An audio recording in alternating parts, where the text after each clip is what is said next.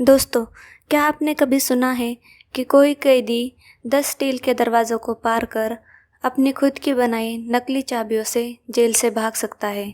यह किसी Hollywood film की कहानी नहीं, बल्कि एक सच्ची घटना है जो 1979 में दक्षिण अफ्रीका की प्रिटोरिया सेंट्रल जेल में घटी थी। टिम जेनकिंस और स्टीफन ली नाम के दो राजनीतिक कैदी थे, जिन्होंने एक असंभव समझी जाने वाली जेल ब्रेक को अंजाम दिया। उन्होंने न केवल जेल के कड़ी सुरक्षा घेरों को तोड़ा, बल्कि ऐसी योजना बनाई जो पूरी दुनिया के लिए एक मिसाल बन गई। दोस्तों, आज की हमारी स्टोरी है 1979 में घटी प्रिटोरिया जेल ब्रेक की, जो दुनिया की सबसे योजनाबद्ध और साहसिक फरारी में से एक है। तो आइए इस ऐतिहासिक जेल ब्रेक की पूरी रोमांचक और विस्तृत कहानी जानते हैं। 1970 के दशक में दक्षिण अफ्रीका में रंगभेद और आंदोलन अपने चरम पर था। यह एक ऐसी नीति थी जिसमें गोरों को विशेष अधिकार प्राप्त थे और काले अफ्रीकियों को शिक्षा और नौकरी, यहाँ तक कि रहने तक के अधिकार नहीं थे। इस अन्याय के खिलाफ एक बड़ा संगठन ANC यानी कि अफ्रीकन नेशनल कांग्रेस लड़ाई लड़ रहा था। टिम जेनकिंस और स्टीफन ली दोनों गोरे थे, लेकिन वे रंगभेद के खिलाफ थे और ANC के समर्थक थे। टिम और स्टीफन ANC के लिए गुप्त प्रचार सामग्री तैयार करते और उसे पूरे देश में फैलाते। वे सरकार के अत्याचारों की पोल खोलने वाले पर्चे, पोस्टर और गुप्त रेडियो संदेश जनता तक पहुंचाते थे। सरकार ने जब उनकी गतिविधियों पर नज़र डाली तो 1978 में उन्हें गिरफ्तार कर लिया गया। टिम को 12 साल और स्टीफन को 8 साल की सज़ा हुई। उन्हें दक्षिण अफ्रीका के सबसे सुरक्षित जेल यानी कि प्रिटोरिया सेंट्रल जेल में डाल दिया गया। जेल में जाने के यानी कुछ ही महीनों बाद उन्होंने फैसला कर लिया कि वे यहाँ नहीं रुकेंगे और वे भागेंगे, और यही से शुरुआत हुई उनके जेल से भागने की योजना की। प्रिटोरिया सेंट्रल जेल, जो एक अवैध किला था। इस जेल को अपराधियों के लिए जाल कहा जाता था, जहाँ से भागना असंभव माना जाता था। जेल में 10 स्टील के दरवाजे थे जो बाहर निकलने के रास्ते में थे। इन दरवाज़ों की अलग अलग चाबियां होती थी, जो केवल जेल अधिकारियों के पास थी। जेल में कई सुरक्षाकर्मी, ऊंची दीवारें और हर जगह CCTV कैमरे थे। कैदियों को सख्त निगरानी में रखा जाता था और किसी भी संदिग्ध गतिविधि पर तुरंत कार्रवाई की जाती थी।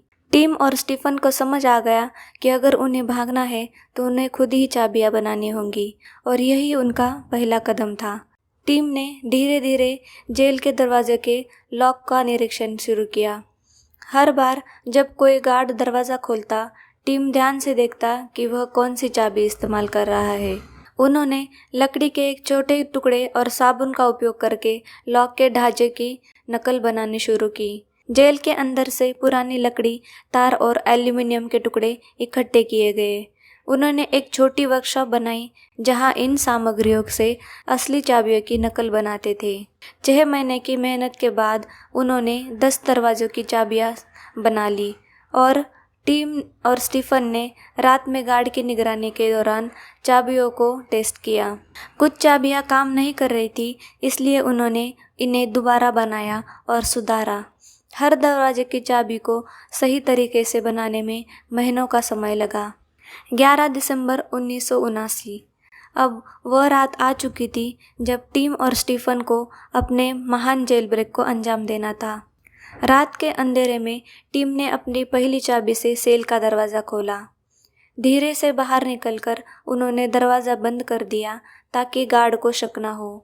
वे धीरे धीरे हर दरवाजे पर चाबी लगाते गए और दरवाज़ा खोलते गए। कुछ दरवाज़ों पर गार्ड्स थे, लेकिन उन्होंने धैर्य से गार्ड के चले जाने का इंतज़ार किया। 7वें दरवाजे पर एक गार्ड सो रहा था। उन्होंने बहुत धीरे से दरवाज़ा खोला, बिना किसी आवाज़ के आगे बढ़े। आखिरी 2 दरवाजे जेल के बाहरी गेट के पास थे। उन्होंने चाबियां लगाई और सफलता के साथ अंतिम दरवाज़ा भी खोल दिया। लेकिन सवाल था कि भागने के बाद क्या हुआ। चलिए देखते हैं जेल से बाहर निकलने के बाद इन दोनों ने आज़ादी की तरफ अपना सफ़र कैसे तय किया। बाहर निकलते ही वे जेल की ऊंची दीवार पर चढ़ गए। उन्होंने कपड़ों से बनाई हुई रस्सी से दीवार पार की और भागना शुरू किया। जेल ब्रेक का सबसे कठिन और जोखिम भरा हिस्सा जेल से बाहर निकलना नहीं था, बल्कि जेल से निकलकर सुरक्षित रूप से दक्षिण अफ्रीका छोड़ना था। टिम जेनकिंस और स्टीफन ली और एलेक्स मॉलबर्गर अब बाहर आ चुके थे, लेकिन असली चुनौती अभी बाकी थी। जब वे जेल के अंतिम दरवाजे से बाहर निकले तो चारों ओर सन्नाटा था। उन्होंने देखा कि जेल के चारों तरफ गश्त लगाने वाले गार्ड्स थे, लेकिन चूंकि उन्होंने बहुत सावधानी से योजना बनाई थी, वे बिना कोई आवाज़ किए धीरे धीरे जेल की दीवारों के पास छिपते हुए आगे बढ़े। जेल के पास कोई सुरक्षित ठिकाना नहीं था, इसलिए उन्हें जल्द से जल्द वहां से निकलना था। अब सवाल था कि अब कहाँ जाए। टिम जेनकिंस और स्टीफन ली पहले से ही एक सुरक्षित ठिकाने की योजना बना चुके थे। जेल से बाहर एक सुनसान गली में उनके दोस्त ने कार छिपा कर रखी थी। वे तेजी से दौड़ते हुए वहां पहुंचे और बिना समय गवाए कार में बैठ गए। इस बीच कोई भी गार्ड या पुलिस उन्हें देख नहीं पाया। कार स्टार्ट होते ही वे जेल से 10 किलोमीटर दूर स्थित एक सुरक्षित घर की ओर आगे बढ़ गए। जेल ब्रेक के बाद शहर में पुलिस की सख्त पहरेदारी थी। सभी रेलवे स्टेशनों, बस स्टॉप और एयरपोर्ट पर पुलिस का पहरा बढ़ा दिया गया, लेकिन टिम और स्टीफन पहले से तैयार थे। वे अगले दिन एक सुरक्षित घर में छुपे रहे। इस दौरान वे फर्जी आईडी और पासपोर्ट तैयार करने की कोशिश कर रहे थे। तीसरे दिन उन्हें पता चला कि पुलिस उनके ठिकाने के पास गश्त लगा रही है। वे बिना समय गंवाए तुरंत वहां से निकल गए और एक अन्य ठिकाने पर चले गए। इस दौरान वे किसी से सीधे संपर्क नहीं कर सकते थे, क्योंकि हर जगह फ़ोन कॉल्स ट्रेस हो रहे थे। अब उन्हें जल्द से जल्द देश छोड़ना था, लेकिन यह आसान नहीं था। उनका पहला प्लान था भूमिगत नेटवर्क के जरिए देश से बाहर जाना, लेकिन यह बहुत धीमी प्रक्रिया थी, इसलिए उन्होंने एयरपोर्ट से भागने का फैसला किया। उन्हें फर्जी पासपोर्ट की ज़रूरत थी और उनके क्रांतिकारी दोस्तों ने यह अरेंज कर दिया। टिम और स्टीफन ने जोहान्सबर्ग एयरपोर्ट से निकलते ही अपनी योजना बनाई। वे भीड़ में मिल जाने के लिए अलग अलग समय पर एयरपोर्ट पहुंचे। उनकी फ़्लाइट मोम्बासा, केन्या के लिए थी। इमिग्रेशन काउंटर पर सबसे बड़ा खतरा था, क्योंकि यदि उनकी पहचान हो जाती तो वे फिर से गिरफ्तार हो सकते थे।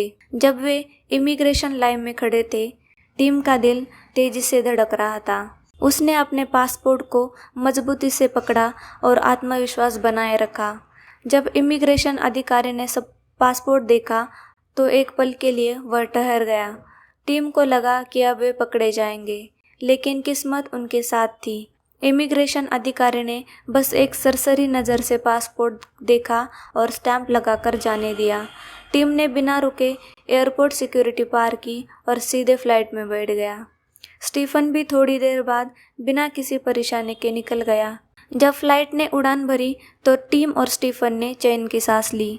वे अब दक्षिण अफ्रीका से बाहर निकल चुके थे। पहला स्टॉप केन्या था, जहां से वे लंदन के लिए रवाना हुए। लंदन पहुंचने के बाद उन्हें ANC यानी कि अफ्रीकन नेशनल कांग्रेस द्वारा सुरक्षित ठिकाने पर पहुंचाया गया। अब वे पूरी तरह से सुरक्षित थे। टिम जेनकिंस और स्टीफन ली की जेल ब्रेक की खबर जब मीडिया में आई तो पूरी दुनिया चौंक गई। सरकारी अधिकारी और जेल प्रशासन शर्मिंदा हो गया। इस जेल को अवैध किला माना जाता था, लेकिन 2 कैदी इतनी आसानी से भाग निकले, यह सरकार के लिए एक बड़ी विफलता थी। पुलिस ने तुरंत टिम और स्टीफन की खोज शुरू की, लेकिन तब तक दक्षिण अफ्रीका छोड़ चुके थे। दक्षिण अफ्रीका की सुरक्षा एजेंसियों ने इस घटना के बाद अपनी जेलों की सुरक्षा और कड़ी कर दी। टिम और स्टीफन केवल खुद की आज़ादी के लिए नहीं भागे थे, बल्कि वे दक्षिण अफ्रीका में रंगभेद के खिलाफ एक बड़ा संदेश देना चाहते थे। उनकी इस बहादुरी ने दुनिया भर के ह्यूमन राइट्स संगठनों और मीडिया का ध्यान रंगभेद पर केंद्रित किया।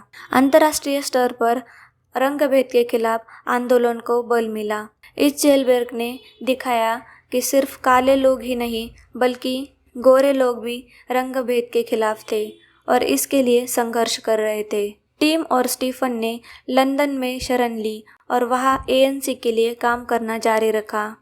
उन्होंने दक्षिण अफ्रीका के बाहर रहकर भी रंगभेद विरोधी अभियानों में मदद की।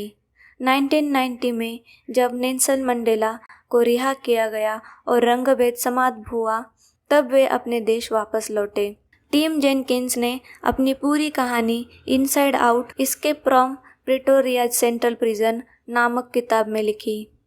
उनकी इस सच्ची घटना पर आधारित फिल्म एस्केप फ्रॉम प्रिटोरिया 2020 में आई, जिसमें Harry Potter fame Daniel Radcliffe ने टिम जेनकिंस का किरदार निभाया। टिम और स्टीफन के इस साहसिक जेल ब्रेक ने अगली पीढ़ी के क्रांतिकारियों और स्वतंत्रता सेनानियों को प्रेरित किया। जेल से भागने की उनकी तकनीक इतनी प्रभावी थी कि दुनिया भर के जेलों में सुरक्षा को दुगना कर दिया। इस जेल ब्रेक के बाद दक्षिण अफ्रीका ने अपनी जेलों की सुरक्षा व्यवस्था को नया रूप दिया ताकि और कोई इस तरह भाग न सके। इस कहानी में हमें क्या सीख मिलती है? अगर दृढ़ निश्चय और हिम्मत से हर मुश्किल पार की जा सकती है। टिम और स्टीफन को असंभव परिस्थितियों का सामना करना पड़ा, लेकिन उन्होंने कभी हार नहीं मानी। 10 स्टील के दरवाजों को पार करने के लिए हिम्मत और धैर्य चाहिए था। चाबियां बनाने, दरवाजों को खोलने और जेल से भागने के लिए लगातार मेहनत और सूझबूझ की ज़रूरत थी। वे अपने मिशन में सफल हुए क्योंकि उन्होंने अपना लक्ष्य स्पष्ट रखा और पूरी योजना की बारीकी से तैयारी की। टिम और स्टीफन गोरे होते हुए भी रंगभेद के खिलाफ लड़े। उन्होंने साबित किया कि न्याय और समानता के लिए लड़ाई किसी एक जाति, धर्म या रंग की नहीं होती, बल्कि यह हर इंसान की जिम्मेदारी होती है। बुद्धिमानी और धैर्य से सबसे कठिन चुनौतियां हल की जा सकती है। अगर टिम और स्टीफन बिना सोचे समझे भागने की कोशिश करते तो वे पकड़े जाते। उन्होंने धैर्य से प्लानिंग की, रिस्क लिया और पूरी सतर्कता के साथ आगे बढ़े। यह दिखाता है कि किसी भी बड़े लक्ष्य को पाने के लिए बुद्धिमानी, प्लानिंग और सही टाइमिंग बहुत ज़रूरी होती है। अगर हम इतिहास की सबसे बड़ी जेल ब्रेक घटनाओं को देखें तो प्रिटोरिया जेल ब्रेक अपनी रणनीति और योजना के कारण सबसे खास मानी जाती है। कोई सुरंग नहीं खोदी गई, कोई हथियार इस्तेमाल नहीं किया गया, सिर्फ नकली चाबियां और सूझबूझ का इस्तेमाल करके बिना किसी हिंसा के यह जेल ब्रेक हुआ। यह किसी फिल्म स्क्रिप्ट से कम नहीं था, लेकिन यह एक सच्ची घटना थी। आज भी प्रिटोरिया जेल ब्रेक को दुनिया के सब साहसिक, योजनाबद्ध और शांतिपूर्ण जेल ब्रेक में से एक माना जाता है। यह एक प्रेरणा है कि अगर आप न्याय और सच्चाई के लिए लड़ रहे हैं तो आप किसी भी परिस्थिति से बाहर निकल सकते हैं। टिम और स्टीफन केवल अपनी जान बचाने के लिए नहीं भागे, बल्कि एक बड़े उद्देश्य के लिए यह कदम उठाया गया था। अगर आपको यह कहानी पसंद आई तो इस वीडियो को लाइक करें, शेयर करें और ऐसी ही रोमांचक कहानियों के लिए हमारे चैनल को सब्सक्राइब करें। धन्यवाद।